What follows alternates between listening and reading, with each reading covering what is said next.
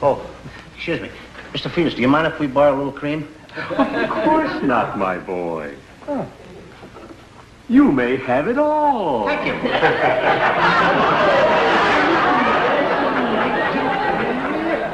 I want you guys out of here by noon! You understand?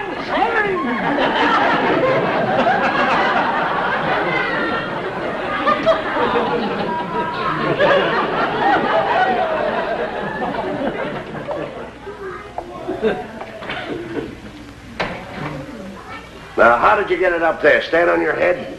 Abbott, if I was to tell you, you wouldn't believe me. I'll go down the corner and get a cup of coffee. And I'll try and raise some money. If I raise some money, I'll come back. But don't leave this apartment. Don't leave the apartment. Don't leave this apartment. As long as one of us are here, Fields can't lock us out. Okay.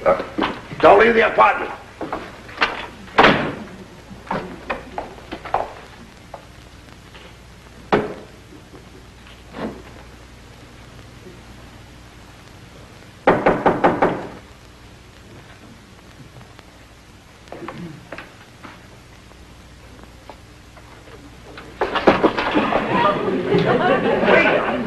Costello, wait a minute. You're wanted on the hall telephone. Yeah, you better hurry. They said it was important. Oh, thank you. I better get dressed.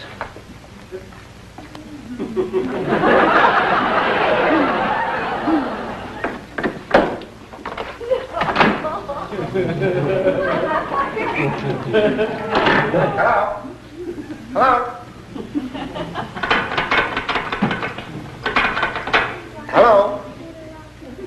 Hello?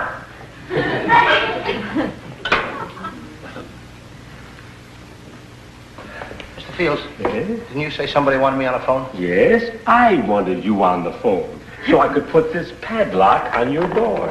Why did you do that? Well, that's just my subtle way of telling you that you don't live here anymore.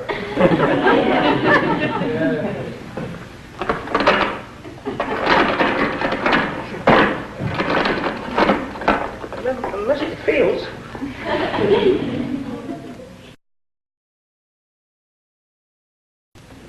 What do you say, Joe? Will you do it? Okay, but what's it all about? It's only a gag. Have you got it right? Sure, I got it.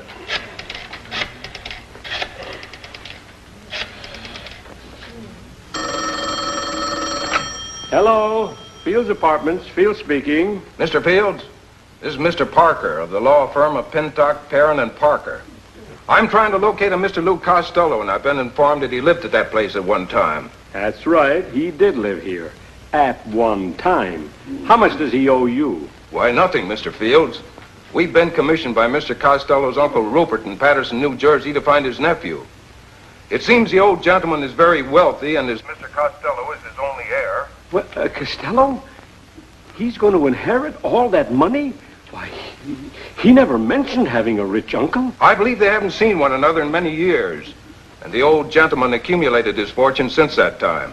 Oil, I think. If I see Mr. Costello, I'll certainly tell him to get in touch with his uncle, his rich Uncle Rupert. Yes, sir. Goodbye.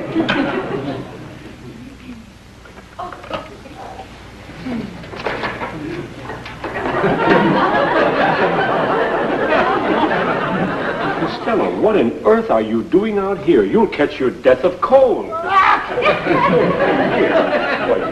Boy, put this on. I'm going to take you right back into your apartment and fix you a nice hot cup of coffee. You mean you're gonna let me in? Let you in? Why, you didn't think I was serious about this, did you? Yeah. Oh, I know. You're my friend, my pal. It was only a joke, a gag. Why, everything I have is yours.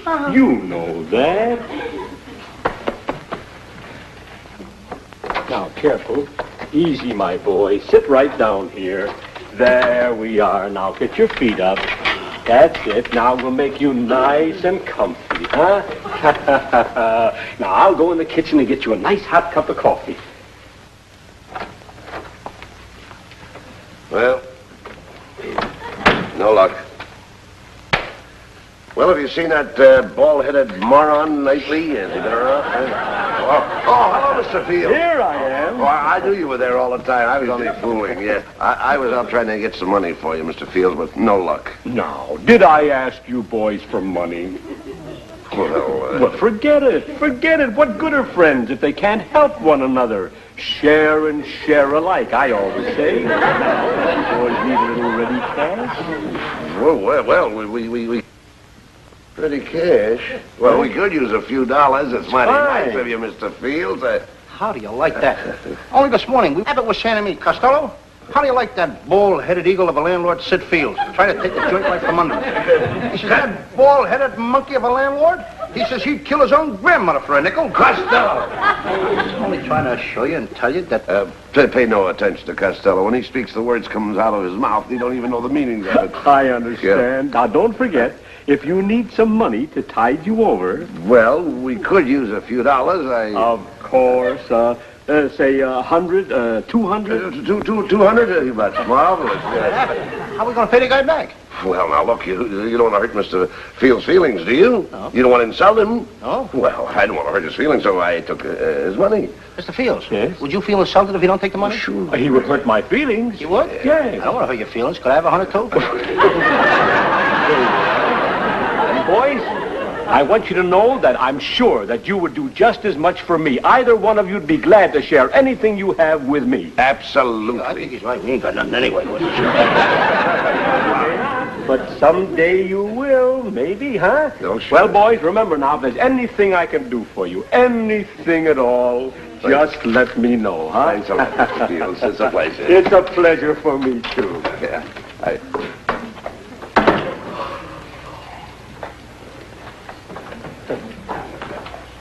Mike!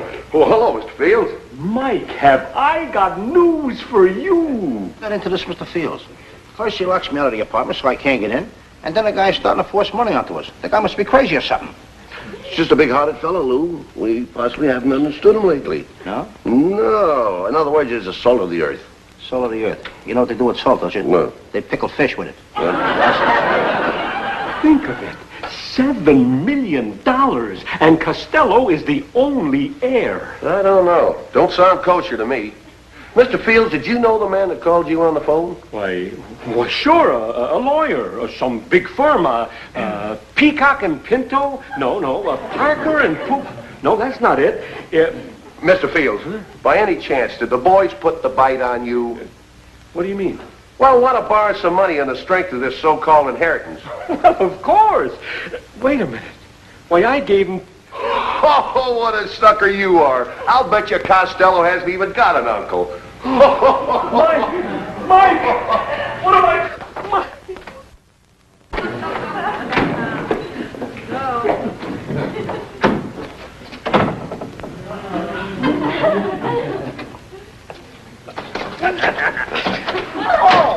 Hello, Mr. Fields. Don't you hello, Mr. Fields, me, you low-life crooks, you snakes in the grass.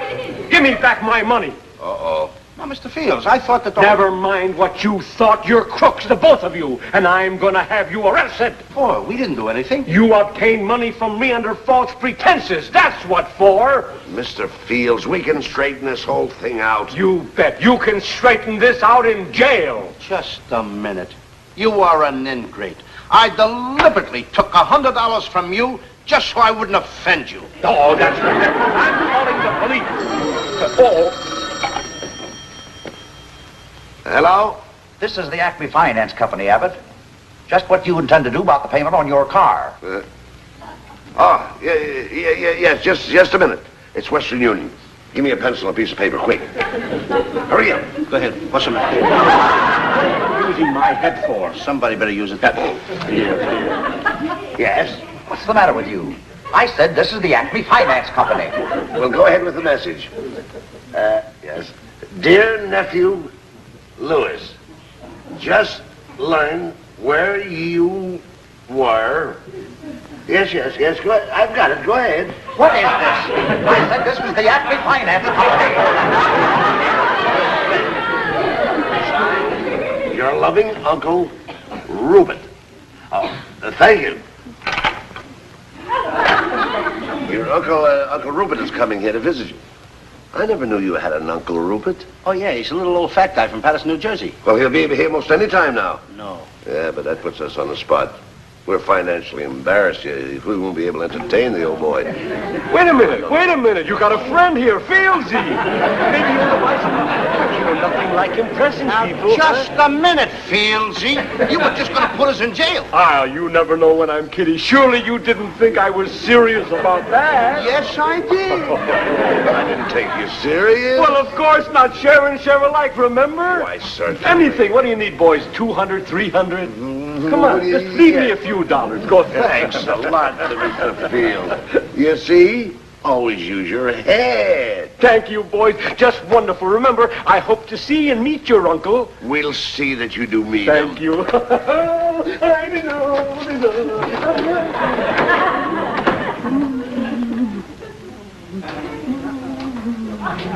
Mike, you big dummy. You know you almost caused me to make a fool of myself? What are you talking about? I'm talking about Costello and his rich uncle. That uncle is going to be here this evening. You mean that thing's really on the level? Of course it's on the level. That's the trouble with you, Mike. You're a skeptic. You don't believe anybody. You want to know something, Abbott? What?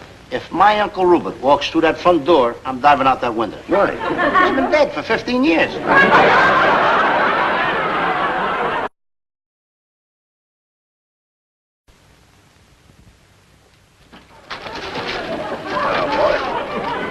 When I get you into these whiskers and this wig, you look just like your Uncle Rupert. It'll look like I'm dead? No, you're going to look like they'd expect Uncle Rupert to look. Yeah?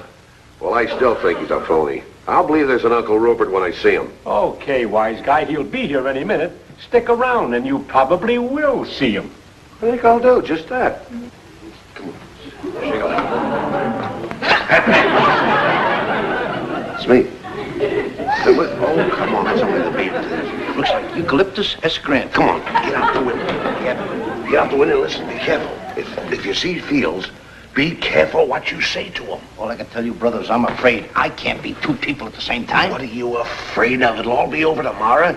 Once Sidney Fields sees you, everything will be all right and he won't be suspicious anymore. You get me a more message. Go ahead, get out the window. Okay. Go ahead. Hey, you forgot your grip. I'm not waiting any longer. He ain't coming. You wait and see.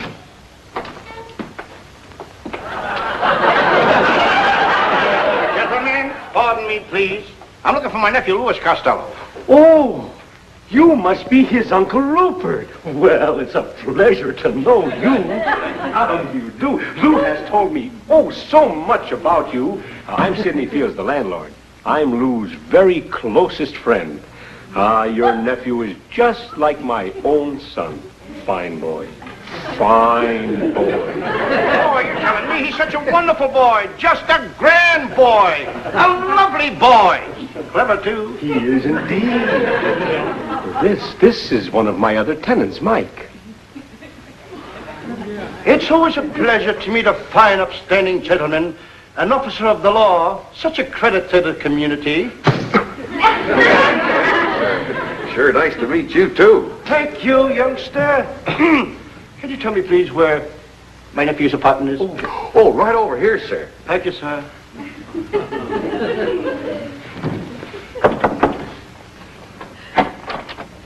This is Lou's Uncle Rupert, Mr. Abbott.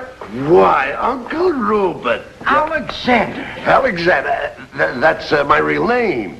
Alexander, where's my nephew Louis? Oh, he's in shaving, Uncle Rupert. He'll be right out. Come on in, Uncle Rupert. Mr. Abbott, don't forget to put in a good word for me, huh? Oh, yes, yes. Fine old gentleman. Well, wise guy, seeing is believing, huh? Mr. Skeptic. Come on, now get all that stuff out and get ready to pack it into the trunk so we can leave here on a minute's notice. Go, come on already. Hey. What's the matter? I'll get a load of that. See that rip there? What? We got rats here. Well, I hope they enjoy it after we're gone. Get the things out. Come on, we've got to put it in the trunk. I'm gonna fix those rats. What do you...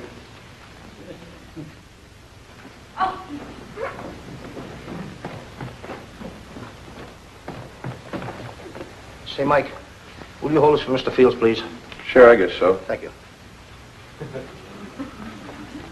Here. Oh, here. Thanks. Hey, what's the idea you... Is this your idea of something funny? Oh, what are you talking about? I didn't do that. No, I suppose that got up there by itself, huh? Someday I'm going to choke that Costello with my bare hands. What are you doing with the rat poison? Costello wants it. Maybe he's trying to poison you. That's very comical, but maybe it ain't so funny. I wouldn't put it past those two trying to bump off Uncle Rupert. Ah, there you go, getting suspicious again. Why don't you stop trying to be a policeman? Yeah. Well, the old guy's swimming with dough. You said that yourself. And who gets it if he croaks? Costello, that's who. Oh, that's ridiculous.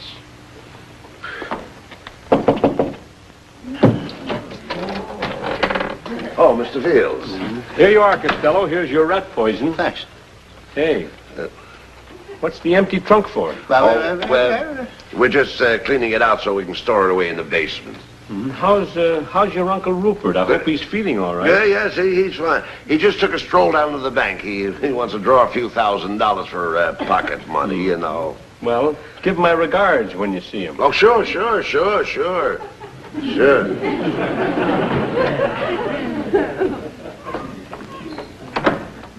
Mike, there is something strange. They've got a great big trunk right in the middle of the room like they're waiting to put something or somebody into it. You go ahead and finish packing the trunk. I'm going out and get a bite to eat. Just a minute. I want to eat too, you know. Well, we can't both go out. Fields is suspicious, you know. He'd come in here snooping around and there'd be trouble. You eat, I eat. All right, then Uncle Rupert will have to stay here. Okay. Now, wait a minute. That's the same thing. If Uncle Rupert stays here, then I can't... Please, wait a minute. Here, put this beard and this wig on. Now, you go out the window over there. Come through the front door so Fields can see you. And when he sees you come in, and he sees us go out, he'll think Uncle Rupert is still here. I don't know how I let you ever talk me into this stuff. Everything is going to be all right. Now, do as I tell you. Stop. We could be wrong about this. No, we ain't wrong. We're right. They're going to poison the old guy and smuggle his body out in that trunk. You wait and see. I'm going to listen. Now, listen. Why do I have to do all the dirty work? He's your uncle, isn't he? Yeah. When are we going to get rid of Uncle Rupert permanently? Right away. This will do it. And tomorrow at this time, your Uncle Rupert will be dead and buried. You see? What did I tell you? Mike, this is horrible. We've got to do something. Go call Lieutenant at the station. I'll stay here and guard the door. And tell him to hurry.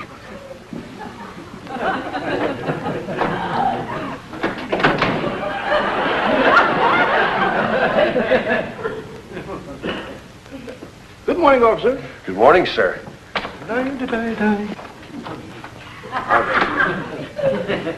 Hello, Uncle Rupert.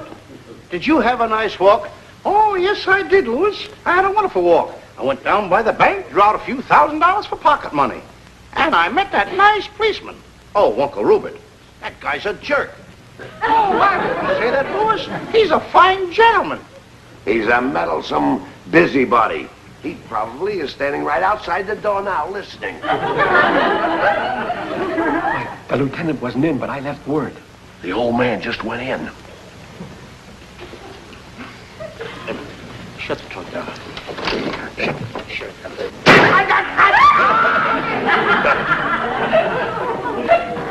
I'll finish this job. Boy, am I glad we got Uncle Rupert in the trunk. I hope that's the last we ever see of him. Oh, Open up in the name of the law. Lock that trunk. Lock it. Open up, I say, or I'll break it down. All right, you two. I've got you covered. What is this all about? Take a look around. Where's Uncle Rupert? Uh-oh. He's around someplace. Don't give me that. I saw him come in this apartment. He didn't leave again. I've been standing right outside the door. He's not here. What's in that trunk? Well, now, you don't expect to find Uncle Rupert in there, do you? Are you going to open that trunk, or do I have to smash it open? You got a search warrant? I don't need a search warrant. All I need's an axe. Get one, Mr. Now, wait a minute, Mike. You know the law better than that. You're a policeman. Well, yeah. You know Section 14, Paragraph 9 of the Penal Code says you've got to have a search warrant. Yeah, well, yeah, all right. But I'll be right outside that door. Call the station house and tell the lieutenant to bring a search warrant with him. And don't try any funny stuff, because I'll be right outside that door. You may be outside that door, but you ain't right. They come back and search this trunk and find that whiskers and that wig. We're dead pigeons. That's the last I thought I'd ever seen of Uncle Rupert, and here we go again. We know we're going to get thrown out of here anyway, so we might as well get rid of the trunk. We can't get it past that coon out there. That's easy, out the window. Let's go. Did you tell him to bring a search warrant? The lieutenant was already on his way here. What's the matter now? It's a murder, Lieutenant. They've got a body in a trunk. Did you see it, or is this another one of your pipe dreams? Yes, sir. I mean, no, sir. Well, I didn't exactly see it. Well, come on, come on.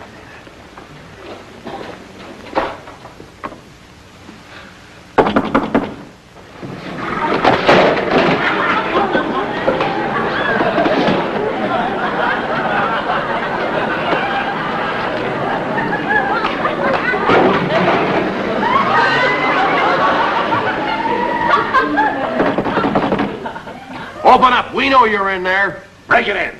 Oh, but Lieutenant, paragraph 14 of paragraph 9 of the Penal Code... Are you nuts? I said break it in.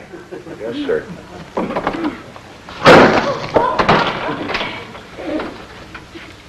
Okay, where's the body?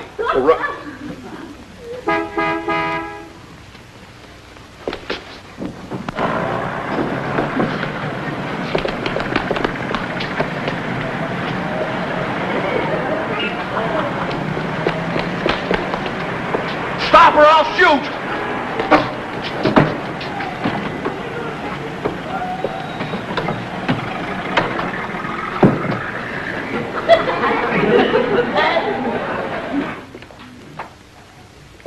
Well, I got one of them, Lieutenant. Wait a minute. Now, what is this all about? You know what it's all about. I'm charging you with the murder of Uncle Rupert. Ah, now that's ridiculous. Come on inside.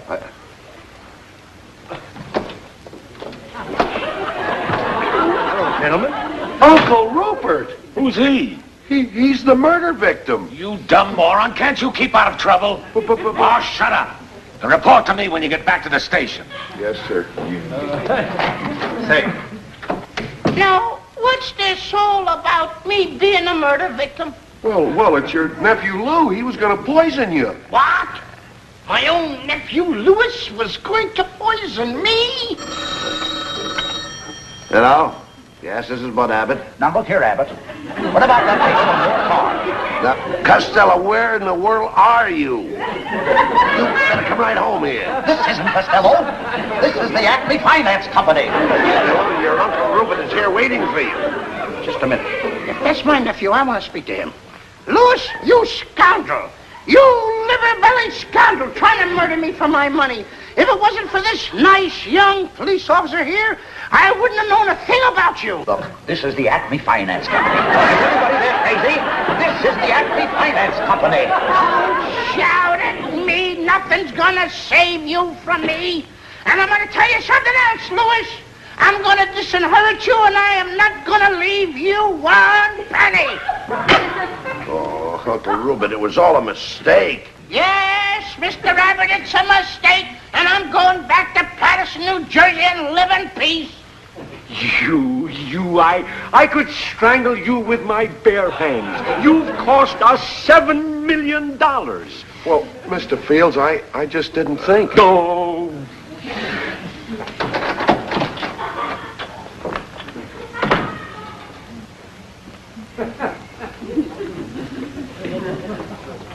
And you can tell that rascal nephew of mine if I never see him again, it'll be too soon. Goodbye.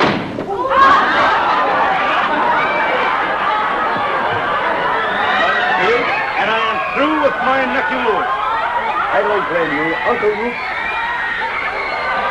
Why, it's you, Hart. Me, Uncle.